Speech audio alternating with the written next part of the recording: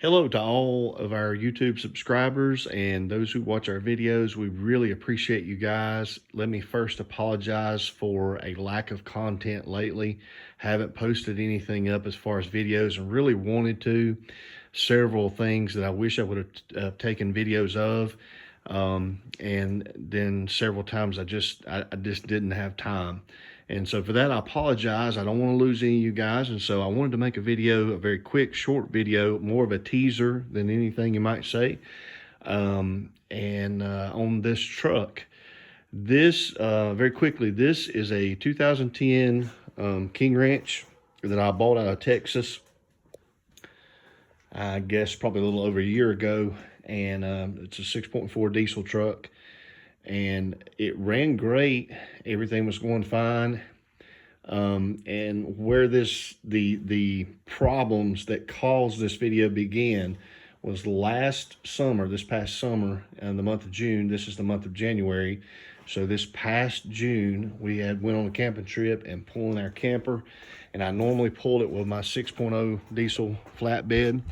And I wanted to pull it with the Burgundy truck and try to get the Burgundy truck to where I could use it instead of my flatbed. And so I did, and the trip to the campground went great. The return trip was a really bad experience. The 6.4 engine, I found this out after I pulled it and actually sold it to a guy as a core. He disassembled it and sent me a picture of one of the pistons were completely melted. And so we think probably what happened is we had an injector hang on it and just didn't realize it. And we're pulling a very steep hill, about 8% grade with the camper, and everything all total is close to 20,000 pounds, truck, camper, and all the stuff in the truck and the camper. So that engine was shot. That's where this problem started, and the reason that you're watching the video today. So the truck was, I mean, you can't tell it now because all of the dirt on it. It's been set outside and everything else. So, and test drove and all this stuff in the rain. But the truck's a really clean truck inside and out. Everything worked great until the engine went out. I checked on getting a 6.4 engine built. Like sending the block off and having a long block built that I knew, and I asked the guy specifically, I asked a couple different people, but one in particular that I was really thinking about going with, and a very knowledgeable guy when it comes to 6.4. And I just posed this question. I said, if I have you build me a 6.4 that I can hook the camper to, go anywhere I want to go, and never have to worry about having any issues with, the engine itself, what would that cost me? And he said it would probably start somewhere around the $12,000 to $15,000 range, and then I would need to source my own injection system, which to do it right would be a couple thousand more. And so when I got that number, I thought, man, you're talking close to 20,000, everything's said and done. And the truck to me is not worth 20,000 if it's running and driving.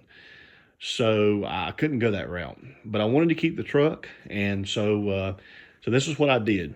And I know there's some controversy on whether this should be done or not, but this is what I did.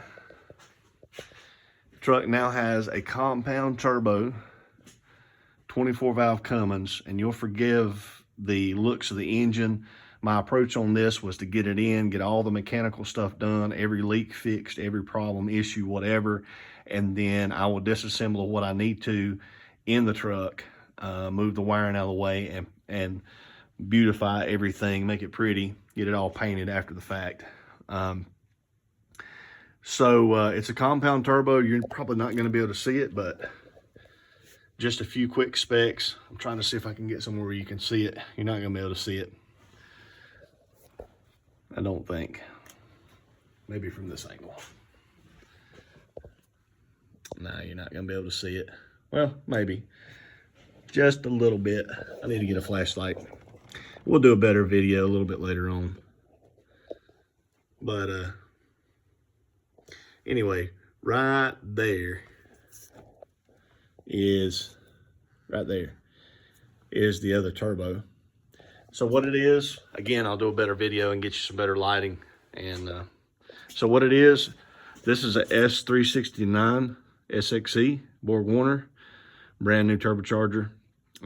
Bought this off of a guy who bought it for an application and then changed his mind. And then down under there is a HE351 with, I believe it's a 60 millimeter exhaust housing, but actually it may be a 67 millimeter exhaust housing. Anyway, it's the upgraded exhaust housing for the HE351. Then it has a rebuild kit with the heavy duty bearings and all that. The engine has 150 horsepower injectors. I did all the piping on it.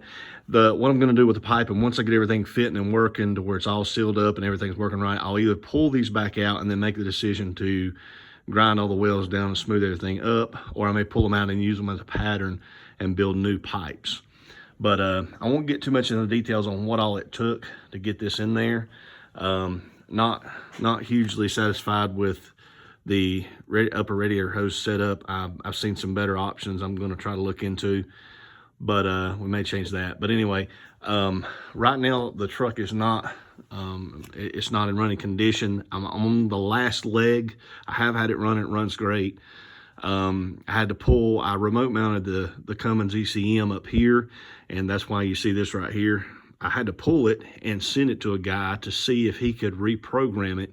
The truck run great, no issues, except it had a really bad lope when you pull it in gear, and it's an automatic truck, and he seemed to think that he would be able to fix that right up. So we're gonna let him have a shot at it. It's either due to the fact of software on the ECM needing to be updated or modified, or it's the fact that I have bigger than stock injectors, and he thinks that he can, you know, accommodate the bigger injectors and make provision for them in the tuning. So we'll get the ECM back, get it put back on, and the next time we do a video, I'll do it where you can hear it run. But so short version, we reused the 6.4 intercooler, 6.4 radiator. It has the Ford alternator, and again, you're not gonna be able to see it. There's the alternator right there, but the AC compressor is also down there, the original Ford AC compressor. All complements of this bracket, which mounts to the side of the Cummins, and lets you use your Ford accessories. It has the Cummins power steering pump. Again, you're not gonna be able to see. All you can see is like the vacuum port on the Cummins pump. I'll get some lighting in here. There you can see the cap right there. That's the Cummins pump with a custom high pressure line for the power steering system. It's running Quadzilla tuning with the iQuad. It has, I'll have to pull this out where you can see it. But anyway, I haven't finished the wiring up on it yet, just trying to get everything done and running, and then we'll go back and pretty it all up. But it has the swap helper adapter for the to pick up the cam and crank signal to be able to run the tach in the dash. You have to do that to be able to have the transmission shift proper.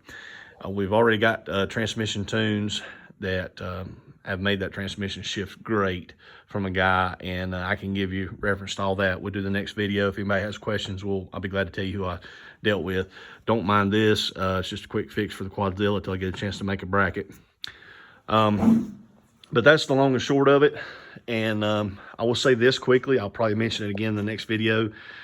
I'd never done this swap before. I'd heard a lot about it, heard people talk about it, knew one guy that had done it, but was not, you know, aware of anything involved in it. Had to research it all out, all the wiring, the adapters. And I will say this, I actually came out for about half, probably a little bit less than half of what the 6.4 built motor would be. Now, you know, a lot of guys are probably gonna say, well, hey, you'd be better off with 6.4. Maybe would. I won't argue that. This is gonna be a tow truck daily driver. Not interested in racing, not interested in the fastest thing that you know, on the highway. I just want to be able to hook that camper up out there and fire this thing up and go, and it do what it's supposed to do, and do it efficiently and properly, and pull the heels and get me where I need to go, and not have to worry about something blowing up or tearing up. So I've had 3 6.4s in the past, and I know they can be made reliable. I know some people have really great luck with them, but I've had 3, and I actually lost about the first 2 on the first truck. I actually lost about $4,000 or $5,000 by the time I got it fixed and running and sold. And the guy I sold it to left with it and called me like a month later and said, "Hey, did you have any trouble with the head gaskets on this thing?" And I was like, "No, I haven't." And he said, "Well, I am. I'm going to have to pull the heads and have them, surfaced and put studs in and all that." And I was like, "Man, I'm sorry. I didn't have any issues." So, and then the second truck was just a complete fail altogether. I did manage to get out of it. And then I found this truck out of Texas, and it ran really well at the time. And I probably put maybe 4,000 or 5,000 miles on it, and then run into another issue. So for me, I probably am done with the 6.4 diesels. I probably would buy another 6.0. I've had good luck with 6.0s. I've bought them, with problems and fixed them, and them be, be reliable vehicles. But just for me, from my experience, the 6.4 has just not been a good experience. So, got the Cummins in here, and I don't know much about Cummins, but other than what I've read and heard. But this engine has absolutely no blow-by whatsoever when it's hot. I mean, none, no blow-by whatsoever. We resealed everything, new gaskets, so there's no leaks. And we took care of all the issues like the killer dowel pin and things like that as we put it together. Been a long road getting here. I haven't kept up with how many hours I've got in it. It is a long process. You're not going to do I could not do a 6.4 to 5.9 Cummins swap in a weekend if that's what you're thinking. It's something that's going to take some time. This was probably a little more lengthy because I only bought the minimum parts that I couldn't make myself, such as the belt housing adapter and those adapters, which, to tell you the truth, I probably could have made the mounts, having seen them now, probably could have made the mounts for the alternator and AC and the motor mounts and all that, but that would have added more time, and those were relatively cheap. There is a mount. I'll get you some light on it and try to get you a better picture of it next time. But there is a way to run the 6.4 fan blade on a Cummins mechanical fan clutch, and it still fit inside of the shroud and everything. So that was really cool, like that. And we did the compounds, so that's added some time, all the piping and everything for that. If you're just doing a single, you can get a manifold, and I don't think it's common to run the 24 valve like a 99 or 98.5 through 02 exhaust manifold with a single in this particular truck. Maybe it is, I can't remember for sure. But so that added some time doing the compounds. But if it was a single, you could just bolt it in there and make up a downpipe and you're ready to roll. The compounds added some time. I did the Quadzilla, that added time. I did the injectors, which that's actually really quick to change injectors in one of these compared to doing a 6.0 or 6.4. I think I did this in about an hour and a half with new injectors with it in the truck. So, and there's still a lot to do. I know it needs a lot of cleaning up in the wiring and the hoses and things like that, but it's all here, it's running, it's functioning. I can drive it. When I get the ECM back, if that problem is solved, we'll be in good shape to drive it. And then as I have time, I'll get everything, cleaned up and looking a little bit more factory. But there's some guys out there that have done this swap and done really, really nice looking jobs. So if you're interested in it, do some research, check around. I did not use there's like 2 big companies that make the conversion adapters. I did not go with them. I found on Facebook, I found a group that, and again, I'll be glad to direct you there if you have any questions, but I found a group on Facebook where there are some, you know, some small guys, some individuals who are making parts to do these conversions. And that's where I spent my money. And they will actually cut you a better deal. You'll get a better deal. So, you know, of course, that choice is up to yours. What you will need if you're doing a 6.4 automatic conversion to a 5.9 Cummins or a 24 valve or common rail or even an early 6.7 Cummins, you're going to have you're most likely going to have your trans tuned. You're probably going to want to think about doing a low stall converter. And you're going to have the adapters and mounts to get everything set in there. And then just some little odds and ends. The wiring you can do yourself. It's a painstaking process, especially if you don't like wiring. I'm not a big wiring guy. I did the wiring on this. Again, it needs to be tidied up, but it's all there and everything working. Everything in the truck works. I do have a low tire pressure light on, but that's completely independent of the swap. But no check engine lights. Everything in the truck works as it should. So anyway, I'll give you more details on this as we go. I've got a couple things left. I've got to get the ECM back, get it in, make sure that problem's taken care of, and I think it will be. I don't think that'll be a big issue. And then I've got to, let's see, I've got to put a few gauges in. I'm doing a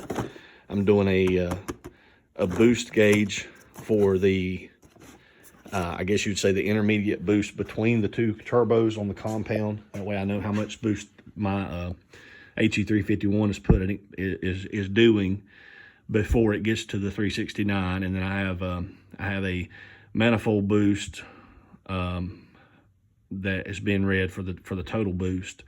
I have a couple of different EGTs in here. One for the Quadzilla and then one that is read through the 6.4 computer, so I can keep an eye on all that. But I've got to do some gauges to hook up yet. I have an exhaust brake, and this is an oldie but a goodie, and I wanted to try this before I spent big money. But this is an electrically actuated, I'll show you this. Takes this solenoid. It's electrically actuated exhaust brake. That way you don't have to fool with compressors and all that stuff. But I can get you some information on that as well. And this particular exhaust brake, probably somebody going to ask this. So here's the actuator for your butterfly inside the exhaust brake. Let's see if I can show you this. Bear with me. All right. So you have open, and then you have closed, basically completely sealed off. And then you have this lever here, which operates. I'm gonna try to move it to that butterfly there. That is exactly like a wastegate on an HE351 or something of the sort. And what it does is it allows any excess pressure when you shut the main butterfly. It allows any excess pressure to come through this way and bypass around. That little flap sits like that. And when it gets to a certain preset amount of pressure, that will bypass. So you can actually set it for however much back pressure you want on the exhaust system.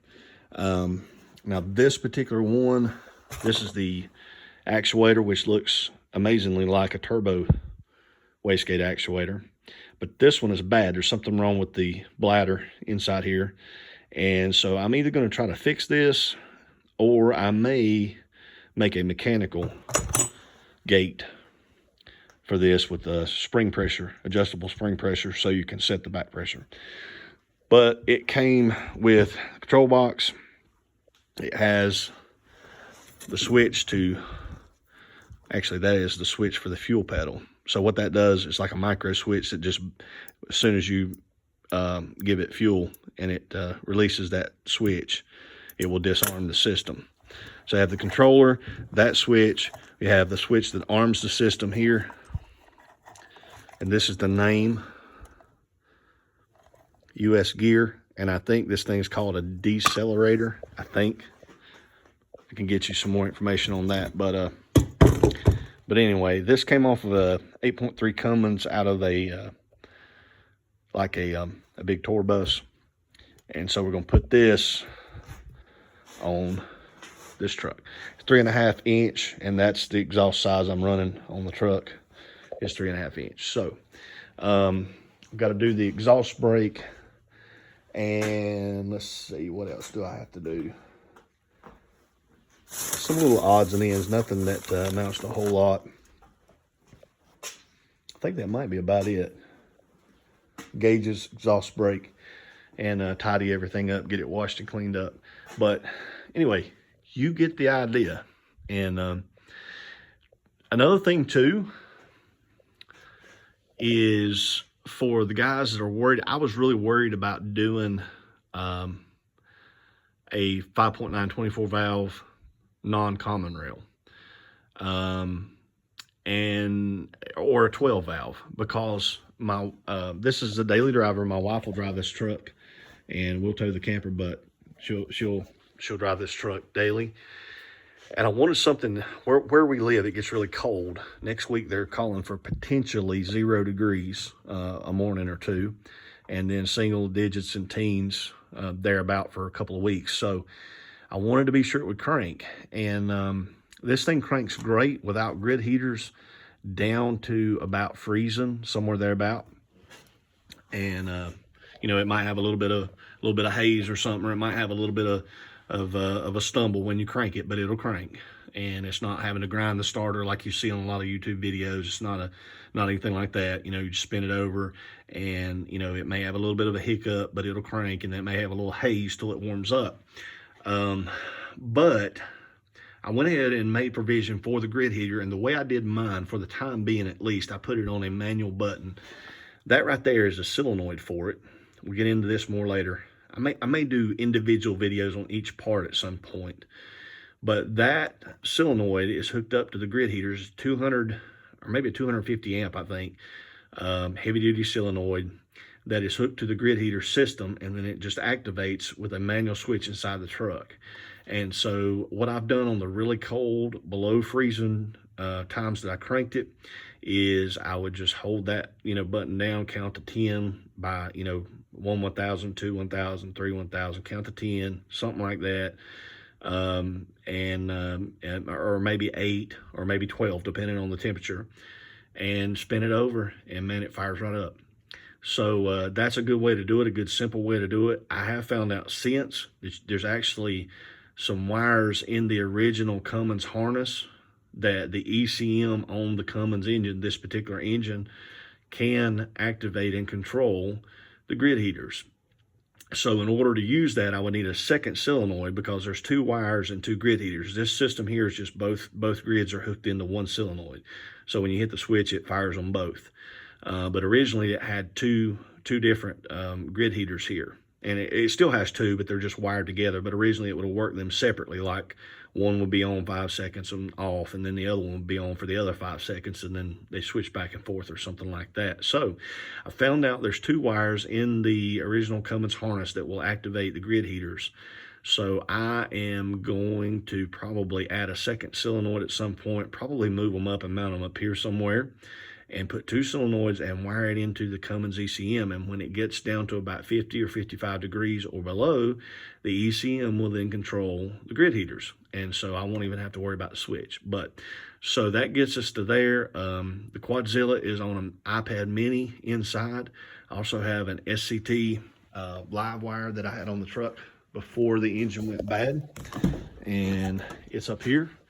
And so with the SCT, I can monitor anything that the 6.4, I imported a bunch of the sensors off of the 6.4, everything that I could. And so I can monitor that here.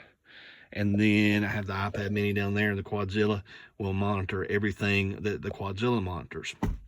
So also upgraded to a BD tap shifter, and that way we can select what gear we want while we're towing. So everything's come together.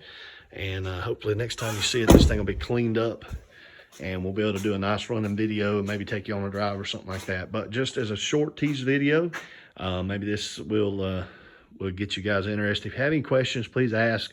And I'm usually pretty quick to get back to you. And then, if there's anything particular you'd like me to make a video of, if you're in the middle of this. I also have some resources as far as the wiring diagrams and things like that, adapting the 6.4 harness to the 5.9 harness and things like that. So I will say this. I would love to find one of these trucks, preferably a crew cab 350 version dually with a flatbed that needed an engine, and preferably a 6-speed truck. If you could find that and put a 12 valve in it, the swap would be super simple. No electronics to mess with other than if you want your tach to work, you'll have to wire that up. And then, of course, using this particular conversion here actually uses a 6.4 starter. So all that, there was no wiring with that. It just stayed as it was. But you'd have to figure out your starting system and then your fuel shut off. If you use the bracket to reuse the alternator off of the 6.4 and the AC off the 6.4, I mean, a 12 valve swap in a manual truck, man, would be insanely simple, and you would have a monster of a truck. So, we may do that sometime. This is the next simplest swap, I think. This, to me, the reason I did the 24 valve is because it's still a reliable engine like the 5.9 12 valve, and I think it's just as reliable, with the exception of perhaps maybe the injection pump. But if you supply good fuel and steady fuel, those don't give a terrible lot of trouble. And it still has some daily drivability, maybe some daily drivability over a 12 valve if you're wanting to make big power. So in other words, you can run a bigger injector and compounds and all that, and still have some computer control to where it's a little smoother driving, things like that. So that's why I went with the 24 valve. The common rail is a very common swap. They do get expensive if you have to get into injectors. This truck here, the injectors are like $450 for the set, and the common rail, they're several $100s a piece, like maybe $200 a piece or more. So the injector's a little more expensive, but the 5.9 common rail is a very good engine too, as well as a 6.7.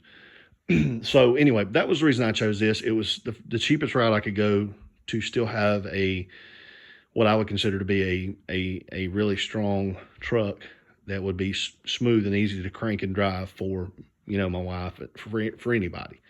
So that's why I did what I did. But you get the idea. And a short video is becoming very long, so we'll cut it off here. But if there's something specific you'd like to know or for me to do a video of, be glad to do that. And maybe next time we'll have this thing in better shape and we can do a really, really nice video. So questions, comments, please leave them down there in the comment section, and allow me a little time to get back to you. If you need any help with diagrams or how to wire or resources on where to get parts, can certainly give you some help on that as well. So a lot of people help me with getting this build together, and I'd love to be a help to somebody else. All right, guys, hope you all have a wonderful evening, and thank you so much for watching. Please hit that like button, share the video, subscribe, and I will be very grateful for it. Hope y'all have a great night. God bless you.